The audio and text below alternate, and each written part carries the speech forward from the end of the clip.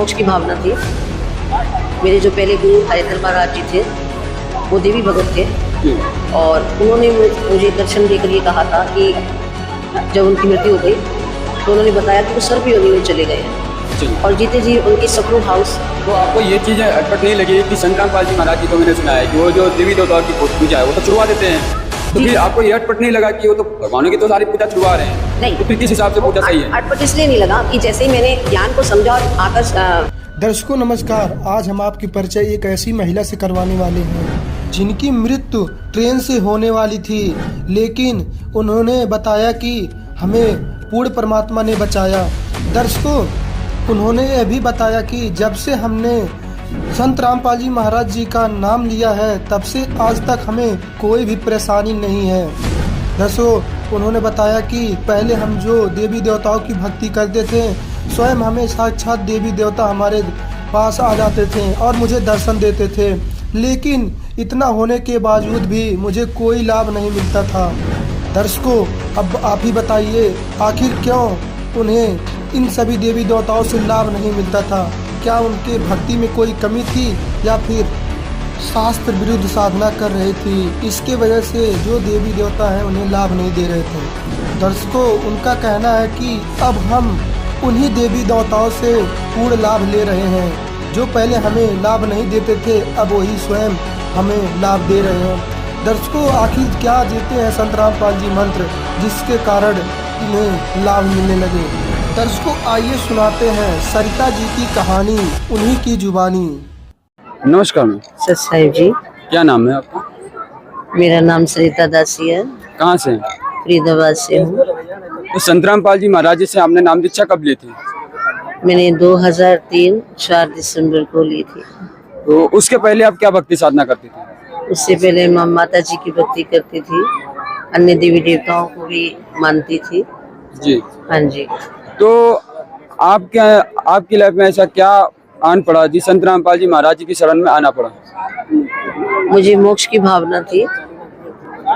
मेरे जो पहले गुरु हरिधर महाराज जी थे वो देवी भगत थे जी। और उन्होंने मुझे दर्शन देकर ये कहा था कि जब उनकी मृत्यु हो गई तो उन्होंने बताया कि वो सर्प योनि में चले गए हैं जी। और जीते जी उनकी सपरू हाउस फरीदाबाद में कपड़े की दुकान भी थी उनकी फैमिली की। तो मैं एक दिन उनके पास बैठी तो उन्होंने मुझे बोला कि देवा भक्ति मोक्ष के लिए होती है, क्योंकि उसमें सप्तशती देवी में लिखा था कि माँ तेरे लिए बार बार जन्म लूं मरूं, इस प्रकार से। तो मैं उनको कहती थी मैं माँ के लिए भी ऐसे अपनी भावना रखती हूँ। तो उन्होंने कहा नहीं देवा, ऐसा नहीं सोचना है, मोक्ष के लिए भक्ति होती है, जितना उनको ज्ञान था। और तो मुझे मोक्ष की ही तलाश थी, क्योंकि उस भक्ति से मेरी जो आत्मा थी वो तृप्त नहीं थी, क्योंकि मुझे एक ऐसे गुरु की तलाश थी जिससे मैं अपने अंतर का जो दिव्य रूप है वो समझ पाऊं और वास्तव में भगवान कौन है, कैसा है, ये समझने में असमर्थ थी उस समय। क्योंकि कभी कृष्ण जी को भगत रूप में, क्योंकि मेरे पास सभी देवी देवताओं का दर्शन होता था मुझे, और बहुत सारे लोग मेरे पास भी आते थे क्योंकि मेरे सिर पर जो है वो माता खेलती थी जी। तो आपके जब आप बोल रहे हैं कि आपको सारे भगवान दर्शन भी देते थे, माता जी का हाथ भी था, तो फिर आपको इतना क्या दुख आ गई, क्या तकलीफ आई जो संत रामपाल जी महाराज जी के शरण में आए? क्योंकि संत रामपाल ने सुना है संत रामपाल जी महाराज जी के शरण में वही लोग आते हैं जो काफी सारी कठिनाइयों से झेल रहे हो, जिनको परेशानी हो। तो आपके पास ऑलरेडी तो इतनी माता रानी की कृपा थी, ऊपर से काफी भगवानों की कृपा थी, तो आपको क्या प्रॉब्लम आ पड़ी? जी बताती हूँ। मैं अपने माता पिताजी के पास रहती थी और मेरे छोटे छोटे 2 बच्चे थे जी। तो मुझे माँ ने दर्शन देके ये कहा कि आप जो है 9 मूर्ति की स्थापना करो। उस 9 मूर्ति की स्थापना का मैंने संकल्प कर लिया और उसी दौर में मुझे ये समझ आई कि जो मूर्ति स्थापना प्रतिष्ठा कर लेते हैं वो संसार से एक किस्म के जुदा हो जाते हैं जी और अपने माता पिता को अगन नहीं दे सकते। तो मैंने कहा इनका क्या दोष है, क्योंकि हमें उस वक्त यही प्रथा पता थी कि भी अगन दी जाती है, संस्कार किया जाता है। और मैंने कहा अगर घर में मंदिर बन जाएगा तो जो लोग आज मेरे माता पिता की नहीं सुनते, उनको धक्का देकर मेरे पैर छूने के लिए भागते हैं, तो वो कल इनका क्या हश्र करेंगे। तो मैंने माँ से एक सवाल किया कि माँ आप मेरे लिए तो चलो, मेरा तो प्रेम वाला रूप हो गया आपके साथ, एक स्वरूप हो गया, लेकिन इन बच्चों का क्या दोष है? आप सारे संसार की माँ हो, तो क्या आप इनकी माँ नहीं हो? तो जब लोग मंदिर बन जाएगा, लोग पूजा करने आएंगे, इनका जीवन कहाँ रह जाएगा? इन्हें कहाँ आराम, इनको कौन आराम देगा, इनको कौन प्यार देगा? तो इसी दौर में फिर वो मेरे से लोप हो गई। और उन्हीं 9 दिनों के अंदर जब मैंने मूर्ति स्थापना करनी थी, क्योंकि मैं बहुत उदास रहने लगी, मैंने जोत आदि भी एक टाइम की कर दी थी। तो अचानक सुबह सुबह मैंने टेलीविजन खोला। उस दिन मैं काफी उदास थी। मैंने कहा, क्योंकि मेरे को आदत थी अन्य गुरुओं का कुछ न कुछ सुनती थी, तो उस दिन मेरे सामने संत रामपाल जी महाराज का स्वरूप आया। तो पहले मैंने कहा ये तो कोई जाट लगता है, तो मैंने कहा छोड़ो, अलग कर दिया मैंने। और उस दिन मुझे कोई एपिसोड पसंद नहीं आया। मैंने तुरंत वापस इन्हें ही लगाया और मैंने कहा चलो आज इस जाट को ही सुनते हैं, क्या बोलना चाहते हैं ये। तो क्योंकि हर नई चीज से कुछ ना कुछ मिलता ही है। जब मैंने सुना तो उनका पहला कटाक्ष जो है वो माता पर था, माता दुर्गा अष्टांगी प्रकृति पे था। और सुनते ही मेरी आत्मा में बड़ा तिलमिलाट हुई। मैंने कहा ये कैसे माता पे इतना आरोप आदि लगा रहे हैं। बिल्कुल। तो मैं इनसे जाकर सवाल करूंगी, मेरी आत्मा में ये था मैं इनसे जाकर सवाल करूंगी। तो तुरंत परमात्मा सदगुरुदेव जी ने गीता, श्रीमद् भगवत गीता खोली, जो गोरखपुर प्रेस से बनी है जी।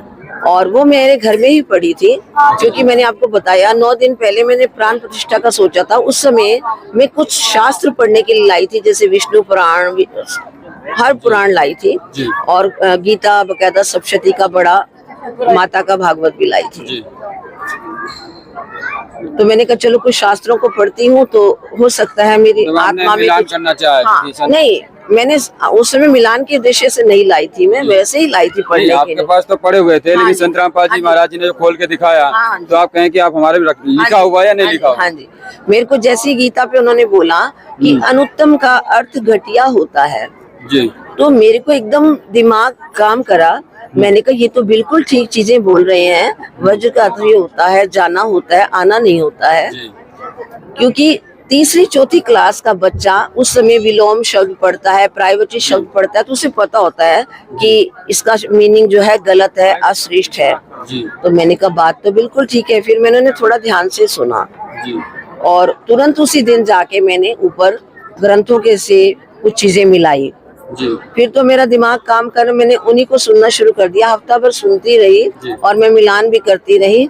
और जिस दिन मुझे पूरी प्रॉपर समझ में आ गया, उसी दिन मैंने, वैसे तो फर्स्ट डे ही मैंने जोत छोड़ दी थी, लेकिन हफ्ते बाद मैंने माता को हाथ जोड़ दिया कि मेरे से अब आपकी भक्ति नहीं होगी, क्योंकि मुझे अब मेरे पूर्ण परमात्मा रूपी सदगुरु दिखाई दे रहे हैं। जी। तो फिर जैसे कि आपने बताया कि हमने फिर उस टाइम पे मैंने पूरी भक्ति छोड़ दी थी, तो जो फिर अब आपके जो माता जी का सिर पे हाथ था और आपको जो सारे देवी देवताओं के जो दर्शन होते थे वो क्या फिर भी हुए? फिर आपको उन्होंने डिस्टर्ब किया? नहीं, बिल्कुल डिस्टर्ब नहीं करा। ये बहुत ही अच्छी बात हुई सदगुरु चरणों में आने से। जो मेरे गर्दन पर चीज भार थी जी, जिसके कारण मैं कहीं भी, जैसे कोई माता का प्रोग्राम हुआ, जागरण हुआ, मैं ऐसे ऐसे करके हिलती रहती थी। तो मुझे मेरी कभी माता जी पीछे से धक्का भी मारती थी, क्यों हिल रही है जी। तो उन्हें नहीं पता था, इस चीज की समझ नहीं थी। और मैं भी उसको माता का प्रेम समझती थी। मुझे नहीं पता था कि ये कोई भूत प्रेत आदि चीजें होती हैं या कोई चीजों का आवास होता है या ये कोई काल का प्रभाव है। ये समझ मुझे ज्ञान के बाद आई, जब परमात्मा सदगुरु संत रामपाल जी महाराज ने सभी शास्त्रों को खोलकर ये प्रमाणित कर दिया कि ये काल के प्रभाव से चीजें होती हैं जी। जैसे हम किसी भी देवी देवता आदि को देखते हैं, क्योंकि जब उनके हम मूल मंत्र जप ही नहीं रहे तो वो हमें कैसे दर्शन दे सकते हैं। आप एक बात बताइए, चिट्ठी अगर कोई गीता के नाम से भेजना चाहता है और वो सीता के नाम से भेज देता है तो वो कैसे देगा। सदगुरुदेव जी ये बताते हैं, जैसे आपने बिजली विभाग में बिल जमा कराना है तो आपको बिजली प्राप्त होगी, पानी विभाग में देंगे तो पानी भी प्राप्त होगा। बिल्कुल। ये देवी देवता इसी प्रकार से कुछ लोगों के, 3 लोगों के, कोई इस प्रकार से इस 21 ब्रह्मांड में एक किस्म के वहाँ के अधिकारी है। जी। तो उन अधिकारियों को अगर उनके नाम से ही हम नहीं बुलाएंगे, बिल्कुल, तो उनके मूल मंत्रों से नहीं बुलाएंगे तो वो हमें कैसे दर्शन दे सकते हैं। तो आपको ये चीजें अटपट नहीं लगी कि संत रामपाल जी महाराज जी, तो मैंने सुना है कि वो जो देवी देवताओं की पूजा है वो तो छुड़वा देते हैं, तो फिर आपको ये अटपट नहीं लगा कि वो तो भगवानों की तो सारी पूजा छुड़वा रहे हैं, नहीं, तो फिर किस हिसाब से पूजा सही है? अटपट इसलिए नहीं लगा कि जैसे ही मैंने ज्ञान को समझा और आकर मालिक से नाम दीक्षा ली तो मैंने देखा कि उन्होंने मुझे उनके मूल मंत्र दिए हैं, जैसा कि वो अपने सत्संग में उल्लेख करते हैं जी। और वाकई ही वो मूल मंत्र मैं जपती थी, लेकिन वो मूल मंत्रों को ठीक से जपने की विधि नहीं आती थी और उन मूल मंत्रों के कुछ बोलने का तरीका भी वो पहले वाला गलत था। अच्छा जी। जैसे कि अब बोलते हैं जय माता दी, जय माता दी, ऐसे करने से कोई माता नहीं आ सकती, उसके मूल मंत्र से ही आएगी जो उसका मुख्य नाम है। जी। गणेश जी को बुलाना है तो गणेश जी के मंत्र से ही उन्हें बुलाना होगा, ना कि ये गण गणपति नवे नमासी, वो तो किस्म का नमस्कार है। हम किसी को भी नमस्कार करते हैं, जैसे कि हम सच्चाई बोलते हैं, तो ये किस्म का उस पूर्ण परमात्मा का सच्चाई यानी सच्चे परमात्मा को याद रखना, इसका ये मंत्र। जैसे हम पहले लोग राम राम आदि बोलते थे। तो संत रामपाल जी महाराज जी से जुड़ने के बाद में, मूल मंत्र पाने के बाद में, उसके बाद में जो संत रामपाल जी महाराज जी ने जो भक्ति बताई, वो भक्ति करने के बाद में फिर आपके जीवन में क्या परिवर्तन आया? परिवर्तन आया, मेरे माता पिता ने नाम लिया, मेरे बच्चों ने नाम लिया, 1 महीने बाद ही नाम ले लिया था। और फरवरी में सदगुरुदेव जी फरीदाबाद में सत्संग करने आए थे, तभी मेरे माता पिताजी ने नाम ले लिया था। सबसे बड़ी तब्दीली हुई कि मेरे पिताजी को गुस्सा आना बंद हो गया। मेरे पिताजी बहुत एक उनको प्रॉब्लम थी हेड की, वो प्रॉब्लम उनकी सदा के लिए समाप्त हो गई, वो खुश रहने लगे और उन्हें वो खुद कहते थे कि मुझे गुरुजी घर के चौक से छोड़ने आते हैं डेली। हाँ जी, उनको डेली छोड़ने आते थे क्योंकि वो 80 साल के बुजुर्ग थे।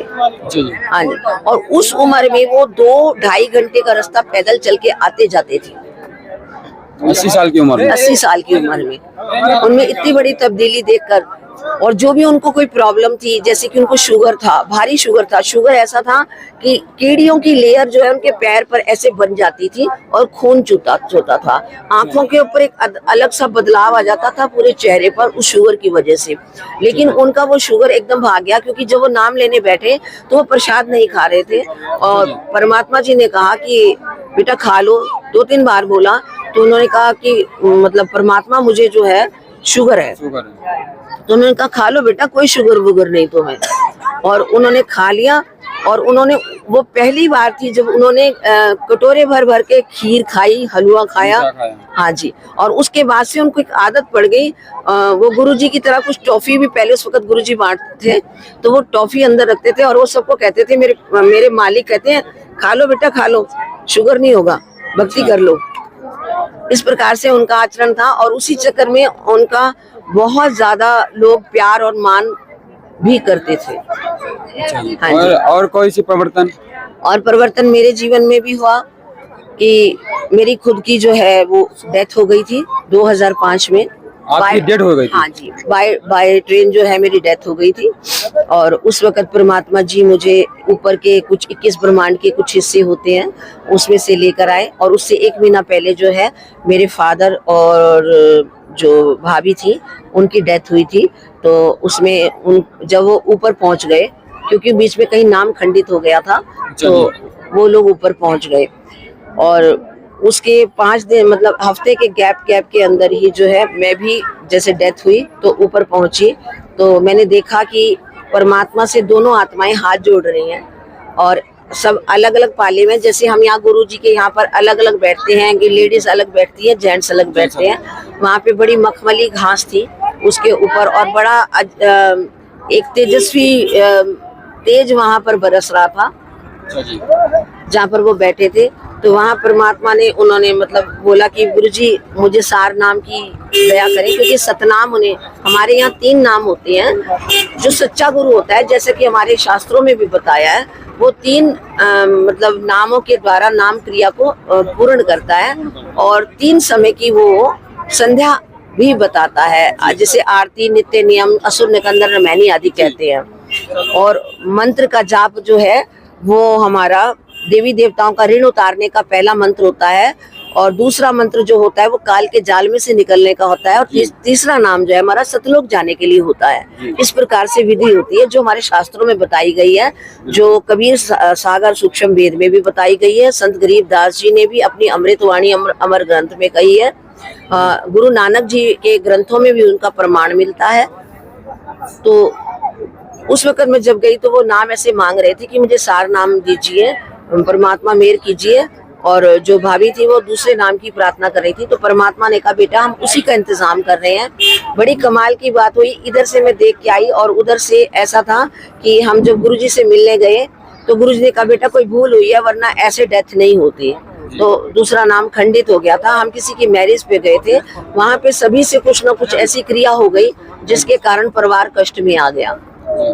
लेकिन इसमें परमात्मा का कोई दोष नहीं है, क्योंकि परमात्मा साफ बताते हैं कि जब हम नियम या मर्यादा का उल्लंघन करते हैं तो हमें कष्ट भोगना पड़ता है। जिस प्रकार से सीता ने उल्लंघन किया था लक्ष्मण रेखा का, तो उसने खुद के लिए भी खतरा बनाया, लक्ष्मण के लिए भी बनाया, राम के लिए भी बनाया, और प्रजा के लिए भी बनाया, है ना।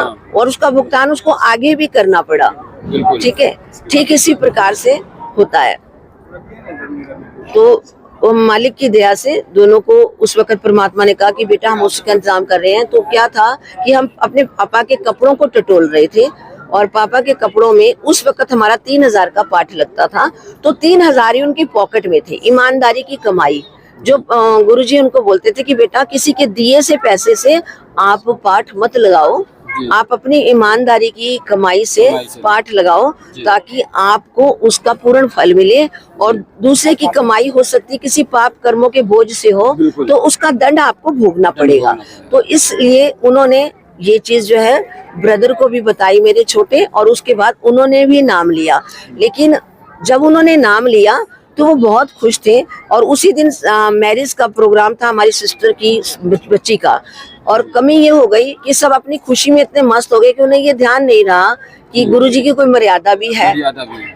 तो उस खुशी में किसी ने डांस कर लिया, किसी ने ढोलक पे घंटा बजा दिया, किसी ने कुछ कर दिया। किसी जो भाभी हमारी जो गई थी उन्होंने क्या किया, जो लड़की तैयार होती है उसके मेकअप के सामान के लिए पैसे दे दिए, क्योंकि परमात्मा कहते हैं हम गुनाह करें या गुनाह किसी से करवाएं तो दोनों का दंड होता है। तो जो काल विधियां हैं वो सब हमें काल के जाल में डालने वाली। तो इसमें क्या हो गया, डांस कर लिया या ढोल बजा लिया, तो इसमें कौन सी बुराई हो गई? बताती हूँ। परमात्मा नानक जी जो है, नानक जी ने अपनी वाणियों में कहा है कि ना जाने काल के कर डारे, किस विधि पलटे पासावे, जिन्ना दे सिर ते मौत खुड़क दी उन्हां नू केड़ा हासावे। भगवान कहते हैं जिस लोक में, जिस गंदे लोक में मौत हर वक्त नाच रही है जी, इंतजार कर रही है कब किसको ग्रास कर जाऊं। हाँ, रोग जहाँ पर सता रहे हैं, चिंताएं सता रही हैं, वहां पर किस बात की हंसी है और किस बात की खुशी है और किस बात की आप ढोल पीट रहे हो और किस बात का नाच बजा गा रहे हो। ये तो काल का एक भयंकर जाल है। उसने हमारे आगे दुख और सुख की थाली परोसी हुई है और उस माया जाल में भी फंसा रखा है। जैसा कि गीता में भी बताया है कि 3 गुणों की माया से ये सारा जग प्रभावित हो रहा है। और ब्रह्मा विष्णु महेश जो है वो इसके तीनों पुत्र हैं। ये 3 गुण हैं जिससे सारा जग प्रभावित हो रहा है। शेरा वाली उसकी पत्नी है, जो उन्होंने बोला कि ये प्रकृति इनकी माँ है। इसका प्रमाण हमें अन्य ग्रंथों में भी मिलता है। तो ये बताइए, जैसे कि आपने बोला कि आपकी डेथ हो गई थी, तो आप वापस मतलब आप जीवित कैसे हैं? तो आप तो बस वही बता रही थी कि जैसे ऊपर मतलब गए तो उन्होंने परमात्मा ने कहा कि आपका प्रोग्राम हो रहा है, और उसके बाद गुरुजी मुझे 5 मिनट में जो है मेरे बॉडी में ले आए, क्योंकि जहाँ पर दया बस्ती पे मेरी डेथ हुई थी वहाँ पास में शमशान घाट है। तो वहाँ पर कुछ लोग जो थे, जो वहाँ पर इकट्ठे थे, उसमें डॉक्टर्स भी थे, वकील भी थे, आम जनता भी थी। तो उन्होंने कहा ये तो बिल्कुल खत्म हो चुकी है, इनका वापिस आना तो संभव नहीं है। और इनको यही, डॉक्टर ने भी जवाब दे दिया। हाँ, इनको यहाँ ही जलाया जाएगा। तो आप लोग अपना भी हमें कुछ इंफॉर्मेशंस दे दो ताकि आपके घर वालों को बुलाएं, यहीं पे इनका संस्कार होगा। तो उसी वक्त मालिक की ऐसी दया हुई कि मतलब परमात्मा ने मुझे ऊपर घुमाया और प्यार से ये भी कहा कि बेटा कोई चलती ट्रेन से भी कूदा करता है, तेरे को अपने मालिक पर, बंदी छोड़ पर विश्वास नहीं था। क्योंकि उस वक्त मैं नई थी और घबरा गई थी। मेरी बेटी जो यंग थी वो नीचे छूट गई थी। अच्छा जी। और वो ट्रेन बहुत तेज थी, जैसे इलेक्ट्रिक हिसाब से होती है जी। और मेरा जो पाँव था, मुझे उस वक्त डायरेक्शन का ध्यान नहीं रहा, मैंने पाँव भी गलत साइड पर ही अपना उतारा। अपनी तरफ से सोचा कि बेटी को ऊपर ले आऊंगी, लेकिन ऐसा हुआ नहीं। मैं 2-2.5 डब्बे के आगे जाकर गिर गई। अच्छा जी। हाँ जी। ट्रेन से गिरने से? हाँ जी, ट्रेन की वजह से ही मतलब वहाँ पर मेरी एक्चुअल में मेरी डेथ ही लिखी थी वहाँ पर, जहाँ मुझे परमात्मा बचा कर लाए। और परमेश्वर ने उस वक्त मतलब शरीर में प्रवेश कर दिया। फिर हम लोग आके बकायदा हमने सत्संग भी सुना उस दिन। हालांकि मुझे आंखों से कुछ ज्यादा आंखें नहीं खुल रही थी, लेकिन मुझे पूरा दिख रहा था, पूरा समझ आ रहा था, कोई दर्द नहीं हो रहा था। लेकिन जिस हिसाब से मेरी डेथ हुई थी उस हिसाब से तो मुझे बिल्कुल मर भी जाना चाहिए था। और अगर मैं जिंदा भी रहती तो मैं किसी भी अंग से साबुत नहीं थी। तो मतलब ना माइंड से हो सकता था, मेरा माइंड ही चला जाता। बिल्कुल। तो कुछ भी ट्रेन से गिरना बहुत जी बिल्कुल कुछ भी संभव था। तो परमात्मा ने ये भी दया करी, परमात्मा ने उनका पाठ भी लगवाया और उसी वजह से उनको दोबारा जन्म देकर भक्ति के मार्ग पर भी, परमात्मा के विधान में लिखा है कि जैसे जीव अगर बीच में चला भी जाता है, अगर उसको मेरी कलम चढ़ गई है जी। कबीर परमात्मा बताते हैं कि जो मेरे को, जिस बच्चे को मेरी कलम चढ़ गई है, मैं उसके पीछे पीछे लगा रहता हूँ जब तक उसका मोक्ष नहीं होता। मोक्ष नहीं जी। तो आपको ये तो काफी बड़े बड़े लाभ मिल गए। तो ये तो सभी तो बहुत बड़ी लाभ है, लेकिन जो कि हमारे दर्शक जो देखते हैं, मेरे को अन्य लाभ भी हुआ, आर्थिक लाभ भी हुआ। मेरे अपने पास कोई मकान नहीं था, कोई कुछ नहीं था और ना उस वक्त मैं कोई कमाती थी। मालिक ने मुझे मतलब मकान के रूप में भी अच्छा सा कोठी भी दिया, सब दया दी। और जो कि चाहे माँ बाप से कह लो चाहे कहीं से भी, कोई किसी को पानी का गिलास नहीं पिलाता। वही मेरी मदर थी, वो मुझे पहले देना नहीं चाहती थी। तेरा भाई जहाँ दिलाएंगे वहाँ लेगी, तेरा भाई जहाँ दिलाएंगे वहाँ लेगी। फिर परमात्मा ने ऐसा पलटा पाटा, मैं कि माता जी ऐसा है, मुझे तो कुछ भी नहीं चाहिए। मेरे मालिक का तो इतना बड़ा घर है, मतलब इतना बड़ा सतलोक आश्रम है कि मुझे रहने की कोई जगह की कमी नहीं है। मेरे तो मैं अपनी तरफ से चल पड़ी। फिर परमात्मा, वो कहते हैं ना, चाहे कहो भगवान की दया थी, चाहे कहो काल का जाल था, लेकिन मालिक ने मेरे नसीब में वो मकान लिख दिया। और उसी मकान से फिर मैंने आज एक सोसाइटी में मकान लिया हुआ है, जिसमें परमात्मा की दया से आज मेरे साथ ही बेटा दामाद भी रहते हैं। आपने सुना, कभी सुना है कि बेटा बेटी और दामाद बहू, मतलब इस प्रकार से पूरा परिवार किसी माँ के साथ रहता हो इस काल लोक में? बिल्कुल नहीं।